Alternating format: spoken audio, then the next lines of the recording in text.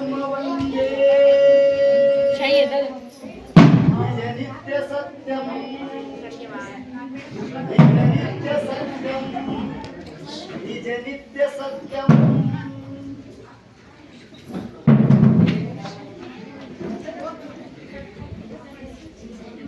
ಎಲ್ಲರಿಗೂ ನಮಸ್ಕಾರ. ನನ್ನ ಹೆಸರು ಮಂಜು ಮಾಳಿ. ನನ್ನ ವೃತ್ತಿ ಶ್ರೀ ವೀರಮಹೇಶ್ವರ ಪ್ರೌಢಶಾಲೆಯಲ್ಲಿ ಸಮಾಜ ವಿಜ್ಞಾನ ಶಿಕ್ಷಕನಾಗಿ ಕಾರ್ಯವನ್ನು ನಿರ್ವಹಿಸ್ತಾ ಇದ್ದೇನೆ. ಭಾರತ ದೇಶ ಧಾರ್ಮಿಕ ನಂಬಿಕೆ ಉಳ್ಳಂತ ದೇಶ. ಮಹಾಭಾರತ, ಭಗವದ್ಗೀತೆ, ರಾಮಾಯಣ, ವೇದೋಪನಿಷತ್ತುಗಳನ್ನು ಹಾಗೂ ಅನೇಕ ಪುರಾಣ ಪುಣ್ಯಕಥೆಗಳಿಗೆ ನಂಬಿಕೆ ಉಳ್ಳಂತ ದೇಶ ನಮ್ಮ ಭಾರತ.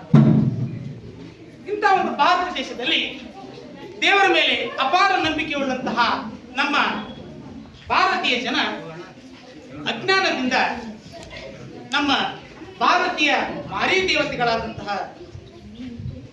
ಮಾರಮ್ಮ, ಕಾಳಮ್ಮ, ದುರ್ಗೆ, ಉಡುಚಿಲಮ್ಮ ಹೀಗೆ ಅನೇಕ ದೇವತೆಗಳಿಗೆ ಮತ್ತು ಗಂಡು ದೇವತೆಗಳಾದಂತಹ ಮಾರಯ್ಯ, ಭೂತಯ್ಯ, ಕೇತಯ್ಯ ಹೀಗೆ ಅನೇಕ ದೇವತೆಗಳಿಗೆ ನರಪ್ರಾಣಿಗಳಿಂದ ಬಲಿಯಿಂದ ತೃಪ್ತಿಪಡಿಸುವ ಮೂಲಕ ಅನೇಕ ರೀತಿಯಾದಂತಹ ಒಂದು ಪಾಪ ಕರ್ಮಗಳನ್ನು ಮಾಡ್ಕೊಂಡೇ ಬರ್ತಾ ಇದ್ದಾರೆ. ಅದೇ ರೀತಿ ಆ ಪಾಪಗಳ ನಿಮಿತ್ತ ಅನೇಕ ಜನ್ಮಗಳಲ್ಲೂ ಕೂಡ ಕಷ್ಟಗಳನ್ನು ಕೂಡ ಅನುಭವಿಸ್ಕೊಂಡ್ ಬರ್ತಾ ಇದ್ದಾರೆ. ಹಾಗಾದ್ರೆ ಇಲ್ಲೊಂದು ಪ್ರಸಂಗ ಐತಿ. 1225ರಲ್ಲಿ ಹೊಯ್ಸಳರ ಕಾಲದಲ್ಲಿ, ಬಲ್ಲಾಳಪುರ ಎಂಬ ಕಾಲದಲ್ಲಿ ಕವಿ ಚಕ್ರವರ್ತಿ ಎಂಬ ಪಾತ್ರಕ್ಕೆ ಅಭಿದಾನನಾಥನು ಜನ್ನಕವಿ.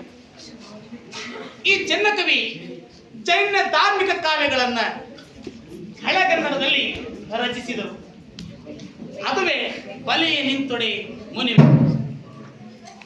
ಈ ಕಥೆಗೆ ಶ್ರೀ ವೀರಮಹೇಶ್ವರ ಪ್ರೌಢಶಾಲೆಯ ಚಿತ್ರಕಲಾ ಶಿಕ್ಷಕರು ಹಾಗೂ ಕನ್ನಡ ವಿಷಯ ಬೋಧಕರಾಗಿರುವಂತಹ ಮೈಲಾರಪ್ಪ ಕಟಿ ಗುರುಗಳು ಇದನ್ನ ಹೊಸ ಕನ್ನಡದಲ್ಲಿ ಸಾಹಿತ್ಯವನ್ನು ರಚಿಸಿ ಈ ಕಥೆಯನ್ನ ಬರೆದಿದ್ದಾರೆ. ಹಂಗಾರೆ ಈ ಕಥೆಯ ಪ್ರಸಂಗವನ್ನ ಏನಿದೆ ಅಂತಂದೇಳಿ ನಾವು ನೋಡ್ಕೊಂಬರ.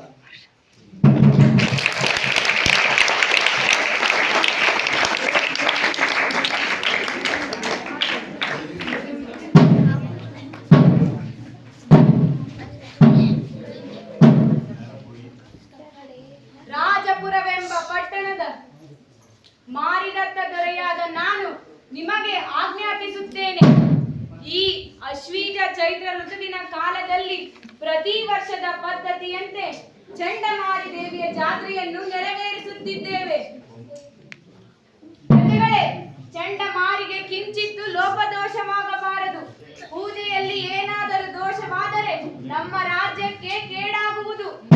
ಸೃಷ್ಟಿಯಲ್ಲಿ ಅತಿವೃಷ್ಟಿ, ಅನಾವೃಷ್ಟಿಯಾಗಿ ನಮ್ಮ ರಾಜ್ಯಕ್ಕೆ ಬರಗಾಲ ಬರಬಹುದು. ಅದಕ್ಕೆ ಚಂಡಮಾರಿ ದೇವಿ ಮುನಿಸಿಕೊಳ್ಳದ ಹಾಗೆ ನೋಡಿಕೊಳ್ಳಬೇಕು. ಮಂತ್ರಿಗಳೇ, ಮಹಾಪ್ರಭು, ಈಗೇನು ಮಾಡಬೇಕೆಂದು ಆಜ್ಞಾಪಿಸಿ. ತಮ್ಮ ಅಪ್ಪಣೆಗಾಗಿ ಕಾಯುತ್ತಿರುವೆ. ಮಂತ್ರಿಗಳೇ, ಚಂಡಮಾರಿಯ ಬಲಿಗೆ 2 ನರಬಾಲಕುವರರನ್ನು ಬಲಿ ಕೊಡಬೇಕಾಗುತ್ತದೆ. ಅದಕ್ಕೆ ವ್ಯವಸ್ಥೆಯನ್ನು ಮಾಡಿ. ಹಾಗೆ ಆಗಲಿ ಮಹಾಪ್ರಭು, ಈಗಿಂದೀಗಲೂ ವ್ಯವಸ್ಥೆ ಮಾಡುತ್ತೇವೆ. ಸೇನಾಧಿಪತಿಗಳೇ, ಮಹಾರಾಜರಿಗೆ ಪ್ರಣಾಮಗಳು. ಮಹಾಮಂತ್ರಿಗಳೇ, ಏನು ಆಜ್ಞಾಪಿಸಿ. ಸೈನಿಕರೇ, ಹೋಗಿ ಆ ತಳಾ ಚಂಡಕರ್ಮನನ್ನು ಕರೆತನ್ನಿ. ಚಂಡಮಾರಿಗೆ ನರಬಲಿ ತರುವುದು ಮತ್ತು ನರಬಲಿ ಮಾರಿ ಕಡಿಯುವುದು ಆ ತಳಾರ ಚಂಡಕರ್ಮ. ಆತನನ್ನು ಈಗಿಂದೀಗಲೇ ಕರೆತನ್ನಿ. ಆಗಲಿ ಮಹಾಮಂತ್ರಿಗಳೇ, ನೀವು ಹೇಳಿದ ಹಾಗೆ ನಾನು ಮಾಡುತ್ತೇನೆ. ಮಂತ್ರಿಗಳೇ, ಚಂಡಮಾರಿಯ ಪೂಜೆಗೆ ಭಕ್ತರು ಭಕ್ತಿಯಿಂದ ಕೊಟ್ಟ ಭಕ್ತಿಯ ಕಾಣಿಕೆಯಾದ ಕುರಿ, ಕೋಣ, ಆಡು, ಕೋಳಿಗಳನ್ನು ತೆಗೆದುಕೊಂಡು ಆ ಚಂಡಕರ್ಮನಿಂದ ಚಂಡಮಾರಿಗೆ ಕಡಿದು ಬಲಿದಾನವನ್ನು ಮಾಡಿ ಮಂಟಪಕ್ಕೆಲ್ಲ ತೋರಣ ಮಾಡಿ ಹಾಕಿಸಿ ಬಿಡಿ. ಹಾಗೆ ಆಗಲಿ ಮಹಾಪ್ರಭು. ಇತ್ತ ಕಡೆ ಬರುತ್ತಿದ್ದ ತಳಾರ ಚಂಡಕರ್ಮನನ್ನು ನೀವು ಹೇಳಿದ ಹಾಗೆ ನಾನು ಕರೆತಂದಿರುವೆ. ಜೈ ಹೋ ಮಹಾಪ್ರಭು. ಪ್ರಭುವಿಗೆ ನನ್ನ ಪ್ರಣಾಮಗಳು. ಹೇಳಿ ಮಹಾಪ್ರಭು, ನನ್ನಿಂದ ಏನು ಕಾರ್ಯವಾಗಬೇಕಾಗಿದೆ? ಚಂಡಕರ್ಮ ನಮ್ಮ ರಾಜಪುರದ ಚಂಡಮಾರಿ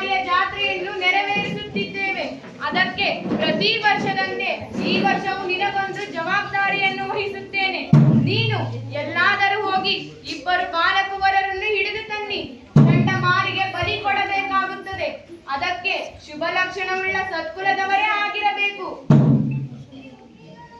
ಆಯಿತು ಮಹಾಪ್ರಭು.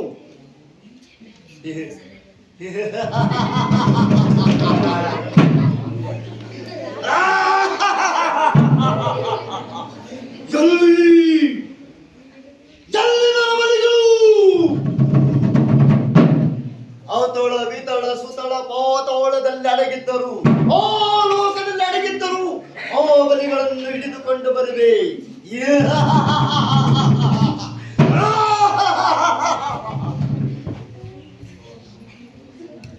ನಡೆಯಿರಿ ಪ್ರಜೆಗಳೇ, ಚಂಡಮಾರಿ ಜಾತ್ರೆಯ ಮುಂದಿನ ಕಾರ್ಯವನ್ನು ಮಾಡೋಣ.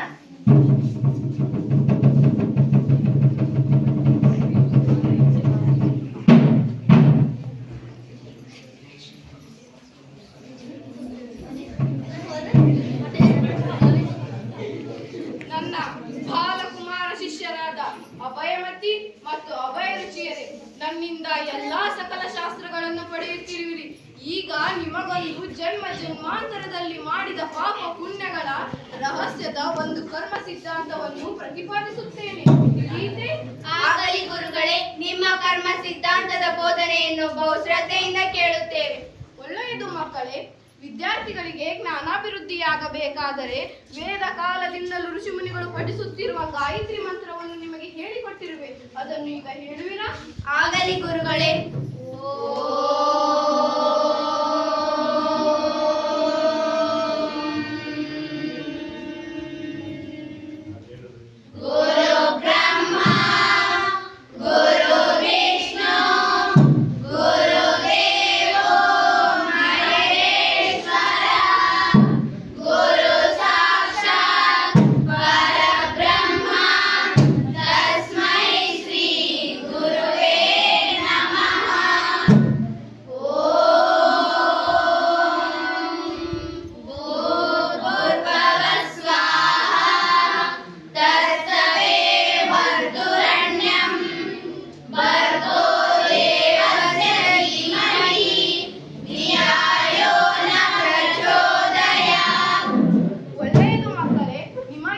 ಕರ್ಮ ಸಿದ್ಧಾಂತವನ್ನು ಪ್ರತಿಪಾದಿಸುತ್ತೇನೆ. ಮನುಷ್ಯ ಈ ಜನ್ಮವಾಗಲಿ ಅಥವಾ ಪೂರ್ವ ಜನ್ಮವಾಗಲಿ, ತಾನು ಮಾಡಿದ ಪುಣ್ಯವಾಗಲಿ ಅಥವಾ ಪಾಪವಾಗಲಿ ಪ್ರತಿ ಜನ್ಮದಲ್ಲೂ ಅನುಭವಿಸುತ್ತಾನೆ. ಯಾರು ತನ್ನಲ್ಲಿರುವ ಕಾಮ, ಕ್ರೋಧ, ಲೋಭ, ಮೋಹ, ಮದಗಳ ಮತ್ಸರಗಳನ್ನು ಗೆಲ್ಲುತ್ತಾನೋ ಆತನೇ ಭವಗೆದ್ದು ಕಷ್ಟಗಳ ಸಂಕೋಲೆಯಿಂದ ಬಿಡಿಸಿಕೊಂಡು ದೇವತಾಮಾನವನಾಗುತ್ತಾನೆ. ಆದರೆ ನರ ಶರೀರವನ್ನು ಹೊತ್ತು ಭೂಮಿಗೆ ಬಂದವರು ಯಾರೇ ಆಗಿದ್ದರೂ ದೇವರಾಗುವುದಿಲ್ಲ. ದೇವಾತ್ಮ, ಧರ್ಮಾತ್ಮ, ಪುಣ್ಯಾತ್ಮ, ಮಹಾತ್ಮರಾಗುತ್ತಾರೆ. ಕೆಟ್ಟ ಸಂಕಲ್ಪ ಮಾಡಿದವನು ಕೆಟ್ಟದ್ದನ್ನೇ ಅನುಭವಿಸಿ ವ್ಯಥೆ ಪಡುತ್ತಾನೆ. ಪ್ರತಿ ಜನ್ಮದಲ್ಲೂ ಒಳ್ಳೆಯ ಸಂಕಲ್ಪ ಮಾಡಿ ಒಳ್ಳೆಯದನ್ನೇ ಅನುಭವಿಸಿ ಸುಖ ಪಡುತ್ತಾನೆ. ಅದಕ್ಕೆ ಹೇಳುವುದು ಮಾಡಿದ್ದು ನೋ ಮಾರಾಯ ಎಂದು. ಸಕಲ ಪ್ರಾಣಿಗಳನ್ನು ಕೊಂದು ತಿನ್ನದೆ ಎಲ್ಲವೂ ತನ್ನಂತೆ ಎಂದು ಭಾವಿಸುವವನೇ ಮಾನವ, ಇಲ್ಲದಿದ್ದರೆ ಅವನೇ ರಾಕ್ಷಸ. ಮಕ್ಕಳೇ, ಈಗ ಭಿಕ್ಷಾಟನೆಗೆ ಹೋಗುವ ಸಮಯ. ಭಿಕ್ಷಾಟನೆ ಮುಗಿಸಿ ಬಂದ ನಂತರ ಬೋಧನೆಯನ್ನು ಮುಂದುವರಿಸುತ್ತೇನೆ. ತಮ್ಮ ಅಪ್ಪಣೆಯಂತೆ ಆಗಲಿ ಗುರುಗಳೇ. ನಿಮಗೆ ಒಳ್ಳೆಯದಾಗಲಿ. ಶುಭಮಸ್ತು. ಅಕ್ಕ, ಗುರುಗಳು ನಮಗೆ ಮನಮುಟ್ಟುವಂತೆ ಬೋಧನೆ ಮಾಡುತ್ತಾರೆ. ಇಂತಹ ಗುರುಗಳು ಸಿಕ್ಕಿರುವುದು ನಮ್ಮ ಪುಣ್ಯ ಅಲ್ಲವೇ? ಹೌದು ತಮ್ಮ, ನೀನು ಹೇಳಿದ್ದು ಸರಿಯಾಗಿದೆ. ನಮ್ಮ ಸುದತ್ತಾಚಾರ್ಯ ಮುನಿಗಳು ನಮಗೆ ಮನಮುಟ್ಟುವಂತೆ ಬೋಧಿಸುತ್ತಾರೆ. ಅಷ್ಟೇ ಅಲ್ಲದೆ ಅಪಾರವಾದ ಲೋಕಜ್ಞಾನವನ್ನು ಹೊಂದಿದ್ದಾರೆ. ಲೋಕಜ್ಞಾನ ಅಷ್ಟೇ ಅಲ್ಲ ಅಕ್ಕ, ವೇದ, ಉಪನಿಷತ್ತು, ಮಹಾಭಾರತ, ರಾಮಾಯಣ, 18 ಪುರಾಣ, ಹಲವು ಶಾಸ್ತ್ರಗಳನ್ನು ಕರತಲಾಮಕ ಮಾಡಿಕೊಂಡಿದ್ದಾರೆ. ಕರತಲಾಮಕ ಮಾಡಿಕೊಳ್ಳಬಹುದು ತಮ್ಮ, ಅಷ್ಟು ಚೆನ್ನಾಗಿ ಬೋಧಿಸುತ್ತಾರೆ. ಆದರೆ ಅದರಂತೆ ನಡೆದುಕೊಳ್ಳುವುದು ಅಷ್ಟು ಸುಲಭವಲ್ಲ. ನಮ್ಮ ಗುರುಗಳು ಅದರಂತೆ ನಡೆದುಕೊಂಡು ಬೇರೆಯವರಿಗೂ ಬೋಧಿಸುತ್ತಾರೆ. ಇಂತಹವರು ಲೋಕದಲ್ಲಿ ಎಲ್ಲರಿಗಿಂತಲೂ ಗುರು ಅಧಿಕ ಎಂದು ಹೇಳಿದ್ದಾರೆ. ಅಕ್ಕ, ಗುರುಗಳು ನಮಗೆ ಬೋಧಿಸುತ್ತಿರುವಾಗ ಮೈ ರೋಮಾಂಚನವಾಗಿ ಒಂದೊಂದು ಮಾತುಗಳು ನನ್ನ ಕಿವಿಯಲ್ಲಿ ನಯವಾಗಿ ಗುಯ್ ಗುಟ್ಟುವಂತೆ ಭಾಸವಾಗಿ ನನ್ನನ್ನು ನಾನೇ ಮರೆತು ಹೋಗಿಬಿಡುತ್ತೇನೆ. ಹಾಗಿರುತ್ತದೆ ಅವರ ಬೋಧನೆ. ಹೌದು, ನನಗೂ ಹಾಗೆ ಆಗುತ್ತದೆ. ಅದರಲ್ಲಿ ಕರ್ಮ ಸಿದ್ಧಾಂತ ಹೇಳುವಾಗ ಮನ ಪುಳಕಿತವಾಗಿರುತ್ತದೆ. ಇರಲಿ, ಗುರುಗಳ ಮಾತನ್ನು ಮತ್ತೆ ಮತ್ತೆ ಕೇಳೋಣ. ಈಗ ಗುರುಗಳ ಆಜ್ಞೆಯಂತೆ ನಗರವೆಲ್ಲ ಸಂಚರಿಸಿ ಭಿಕ್ಷಾಟನೆ ಮಾಡಿಕೊಂಡು ಬರೋಣ. ನಡಿ ಅಕ್ಕ, ಹೋಗೋಣ ಮುಂದಕ್ಕೆ.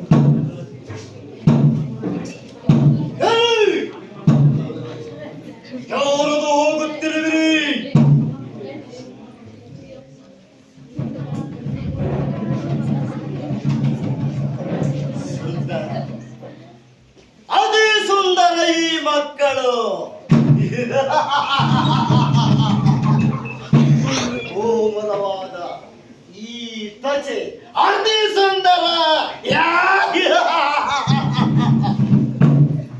ತೆಂಗಿನೆಳೆ ನೀರಿನೊಳಗಿರೋ ಕೊಬ್ಬರಿಯಂತಿರುವ ಈ ಮಕ್ಕಳನ್ನು ನಮ್ಮ ಚಂಡಮಾರಿ ದೇವಿಗೆ ಬಲಿಯನ್ನು ಕೊಟ್ಟರೆ ಸಂತೋಷ ಪಡುತ್ತಾಳೆ.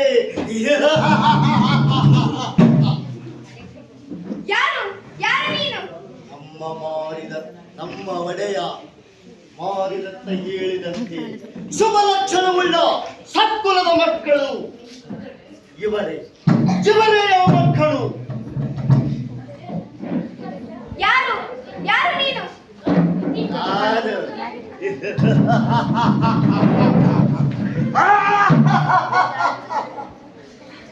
ಪ್ರತಿ ವರ್ಷದಂತೆ ನಿಮ್ಮಂತ ಎಳೆಯ ಬಾಲಕರನ್ನು ಕರೆದುಕೊಂಡು ಹೋಗಿ ನಮ್ಮ ಚಂಡಮಾರಿಗೆ ಕಡಿದು ರೌತಣವನ್ನು ಕೊಡುವ ತಳಾರ ಚಂಡ ಕೆರವ. ಓ ನೀವೇನು ಮಾನವ ವೇಷದ ನರರಾಕ್ಷಸ? ರಾಕ್ಷಸನನ್ನು ತಳವಾಲಿಯ ಪರಮ ಭಕ್ತ ಮನುಷ್ಯರನ್ನು ಕೊಲ್ಲವ ನೀನು ನರರಾಕ್ಷಸನಲ್ಲದೆ ಮತ್ತೇನು? ಹನುಮಂತನ ರಥಾಕಾರಣವೇ ಹರಣವೇಕೆ ನಡೆಯಿರಿ ನಮ್ಮ ಮಾರನ ದತ್ತನ ಜೊತೆ.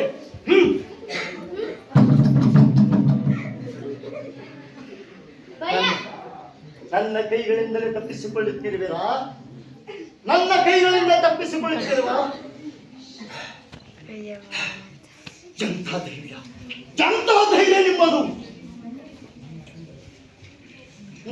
ನನ್ನನ್ನು ಕಂಡರೆ ನಿಮಗೆ ಭಯವಿಲ್ಲವೇ? ನನ್ನನ್ನು ಕಂಡರೆ ನಿಮಗೆ ಭಯವಿಲ್ಲವೇ? ಭಯ ನಮಗೇಕೆ? ನಿನ್ನ ಭಯ ನಡೆ. ಆ ಮದ್ದಿಗಟ್ಟ ನಿನ್ನ ಒಡೆಯನನ್ನು ನಾವು ಬರುತ್ತೇವೆ. ಮೆಚ್ಚಿನ ನಿಮ್ಮ ಧೈರ್ಯಕ್ಕೆ. ನಡೆಯಿರಿ, ಮುಂದೆ ನಡೆಯುವುದು ಮಾರಿಯ ಹಬ್ಬ.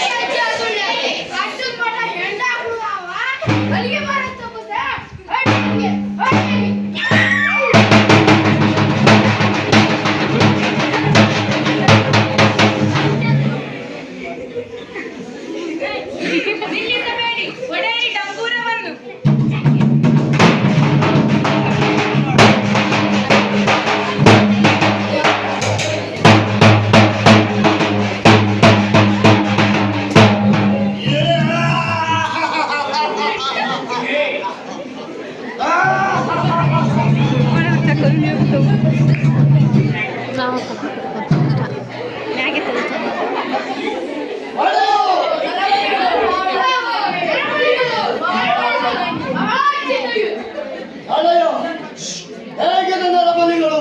ಬಲೆ ಬಲೆ ಚಂಡಕರ್ಮ, ಈ ಕಾರ್ಯಕ್ಕೆ ನೀನೇ ಸರಿಯಾದ ಮನುಷ್ಯ. ಚಂಡಮಾರಿಯ ಬಳಿಗೆ ಸರಿಯಾದ ಜೋಡಿಗಳನ್ನು ಹುಡುಕಿ ತಂದಿರುವೆ. ಓ ನೀವೇನು ಮಾರಿದತ್ತ ಮಹಾರಾಜ? ದೇವರ ಹೆಸರಿನಲ್ಲಿ ಮನುಷ್ಯರನ್ನು ಬಲಿ ಕೊಡುವವರು? ಹೌದು, ನಾನೇ ಮಾರಿದತ್ತ ಮಹಾರಾಜ. ನೀವು ಯಾರು? ನಾನು ಅಭಯಮತಿ. ಹೀಗೆ ಮಹಾನ್ ಮೇಧಾವಿಯಾದ ನನ್ನ ಅಕ್ಕ ಅಭಯಮತಿ ಈ ನಾಡಿನ ಕಾಡಿನಲ್ಲಿ ವಾಸವಾಗಿರುವ ಸುದತ್ತಾಚಾರ್ಯ ಮುನಿಗಳ ಶಿಷ್ಯಂದಿರು. ನಾವು ಗುರುವಿನ ಆಜ್ಞೆಯಂತೆ ಭಿಕ್ಷಾಟನೆಗೆ ಬರುತ್ತಿದ್ದಾಗ ಈ ತಳಾರ ಚಂಡಕರ್ಮ ನಮ್ಮನ್ನು ಇಲ್ಲಿಗೆ ಕರೆತಂದ.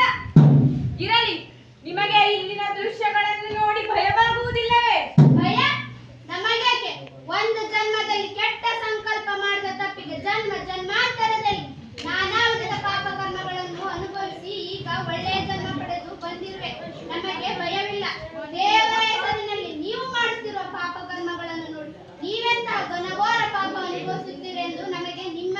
ಕರುಣೆಯಿಂದ ತಲ್ಲಣಿಸುತ್ತದೆ ಮನ. ಮಕ್ಕಳೇ, ನೀವು ಹೇಳುತ್ತಿರುವುದನ್ನು ಕೇಳಿ ನನಗೆ ಭಯವಾಗುತ್ತಿದೆ. ನಿಮ್ಮ ವಿಚಿತ್ರವಾದ ಕತೆ ವ್ಯಥೆಗಳನ್ನು ಇನ್ನೂ ಕೇಳಬೇಕೆನಿಸುತ್ತಿದೆ. ಮಹಾರಾಜ, ಬಲಿ ಹಿಂಸೆ ಅಷ್ಟೇ ಏಕೆ? ಬರೀ ಸಂಕಲ್ಪ ಹಿಂಸೆ ಮಾಡಿದರೆ ಸಾಕು. ಭವದಲ್ಲಿ ನಾನಾ ಬಗೆಯ ದುಃಖ ನರಕವನ್ನೆಲ್ಲ ಅನುಭವಿಸಬೇಕಾಗುತ್ತದೆ. ಯಾಕೆ? ಹೇಳಿ ಮಹಾರಾಜ.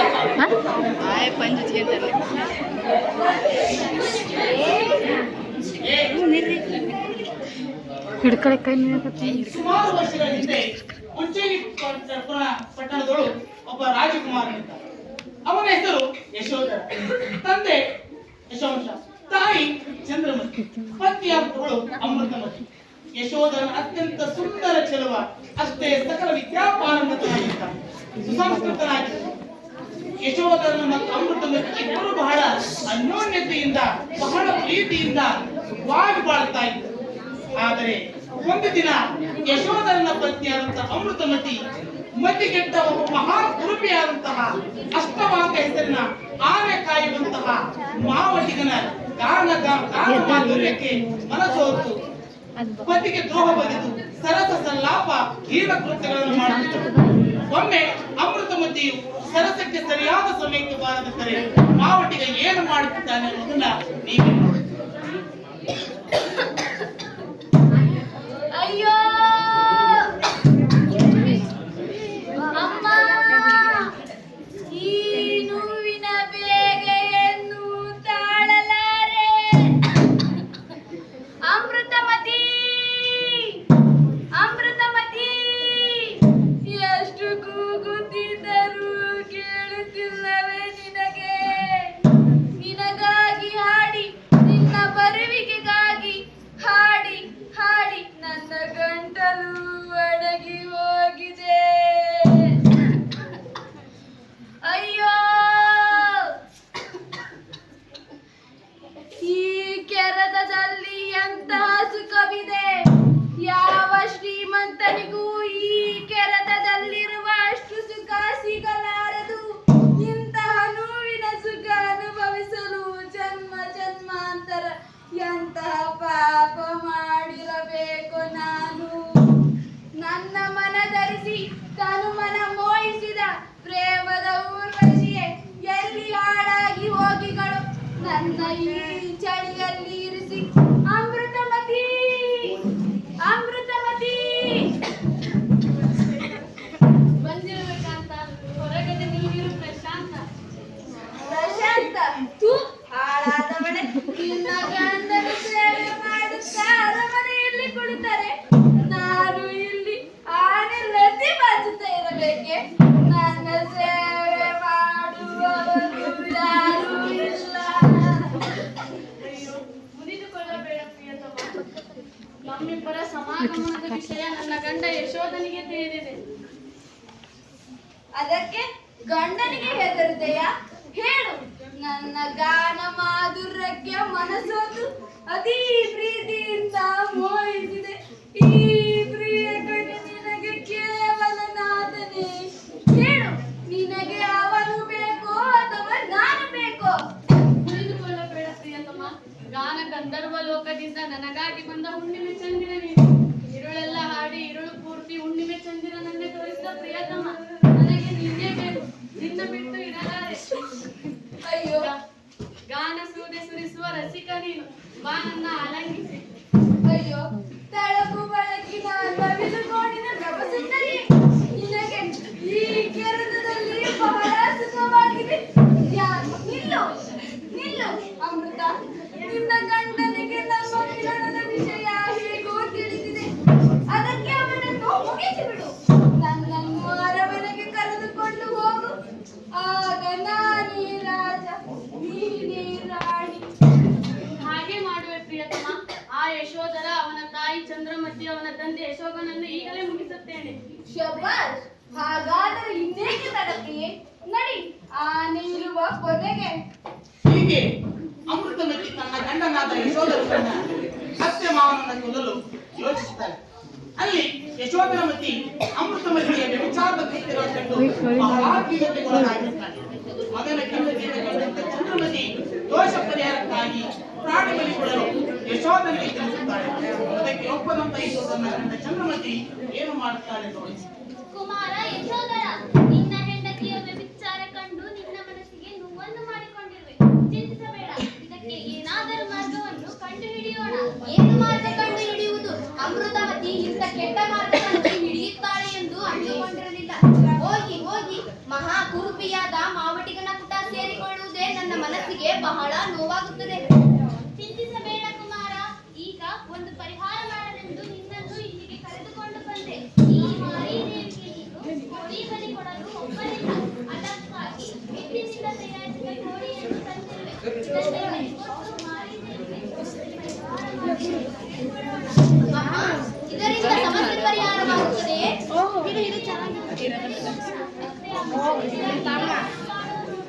ಇದರಲ್ಲಿ ನನಗೆ ನಂಬಿಕೆ ಇಲ್ಲ. ಆದರೂ ನಿನ್ನ ಇಚ್ಛೆ, ಏನು ಮಾಡುತ್ತೀಯೋ ಮಾಡು.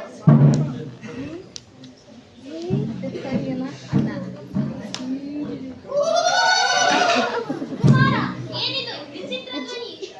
ಹೀಗೆ ಚಂದ್ರಮತಿ ಮತ್ತು ಯಶೋಧರನ ಹೆಣ್ಣಿನ ಕೋಳಿ ಬಲಿ ಕೊಡುವಾಗ ಬೆತ್ತರ ಧ್ವನಿ ಕೂಗಿ ಸಾಯುತ್ತದೆ. ಅದನ್ನ ಕಂಡಂತ ಯಶೋಧರ ಮತ್ತಷ್ಟು ಖಿನ್ನತೆಗೆ ಒಳಗಾಗುತ್ತಾರೆ.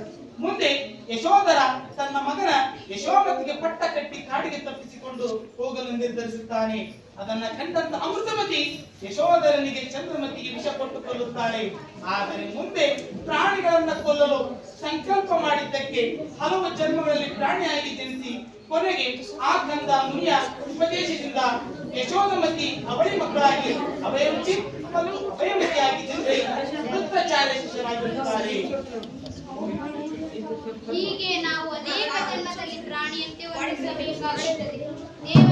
ದೇವತೆಗಳೆಂದು ನರ, ಮನುಷ್ಯ ಅಥವಾ ಪ್ರಾಣಿಗಳ ಬಲಿಯನ್ನು ಬೇಡುವುದಿಲ್ಲ. ಆಕಸ್ಮಿಕವಾಗಿ ಬೇಡಿದರೆ ದೇವತೆಗಳಲ್ಲ, ರಾಕ್ಷಸರು ಎನ್ನಬೇಕಾಗುತ್ತದೆ. ಮಹಾರಾಜ, ಮಹಾಜ್ಞಾನಿಗಳಾದ ಅಭಯಮತಿ ಮತ್ತು ಅಭಯಕಿಯರೇ, ನಿಮ್ಮ ಜ್ಞಾನದಿಂದ ನಾನು ಮಾಡಿದ ಅನೇಕ ಪಾಪಗಳ ತಪ್ಪಿನ ಅರಿವಾಗಿದೆ. ನನ್ನನ್ನು ಕ್ಷಮಿಸಿಬಿಡಿ. ಮುಂದೇನು ಮಾಡಬೇಕೆಂದು ನನಗೆ ಮಾರ್ಗದರ್ಶನ ನೀಡಿ.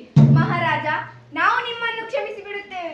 ಆದರೆ ಆ ಚಂಡಮಾರಿ ದೇವಿ ನಮ್ಮನ್ನು ಕ್ಷಮಿಸಿ ಬಿಡುವಂತೆ ಬೇಡಿಕೊಳ್ಳೋಣ ಬನ್ನಿ.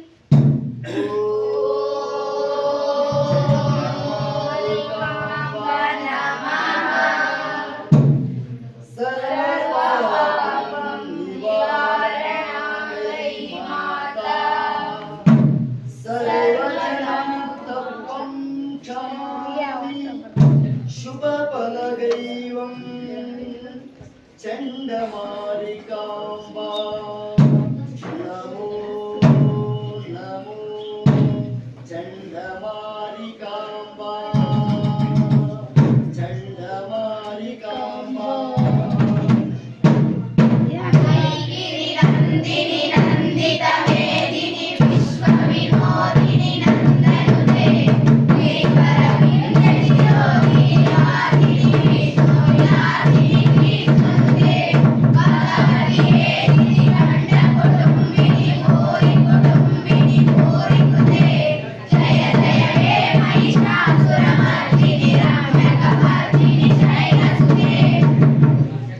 ಭಕ್ತರೇ, ಈ ಬಾಲಕುವರರು ಹೇಳಿದ್ದು ಸರಿಯಾಗಿದೆ.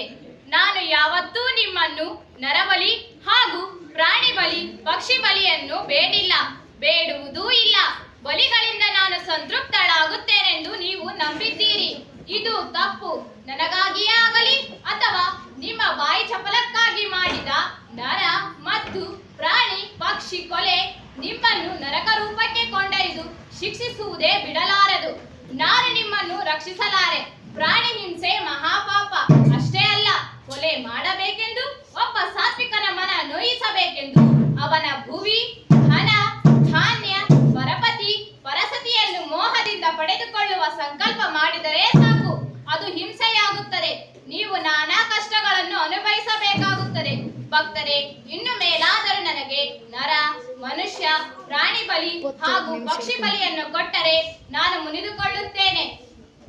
ನನ್ನ ಪೂಜೆಗೆ ನೀವು ಜಲ, ಗಂಧ, ಹೂಮಾಲೆ, ಅಕ್ಕಿ, ದೀಪ, ತಾಂಬೂಲ, ಕುಂಕುಮವನ್ನಿಟ್ಟು ಪೂಜಿಸಿ. ನಿಮಗೆಲ್ಲರಿಗೂ ಮಂಗಳವಾಗಲಿ. ಶುಭಮಸ್ತು.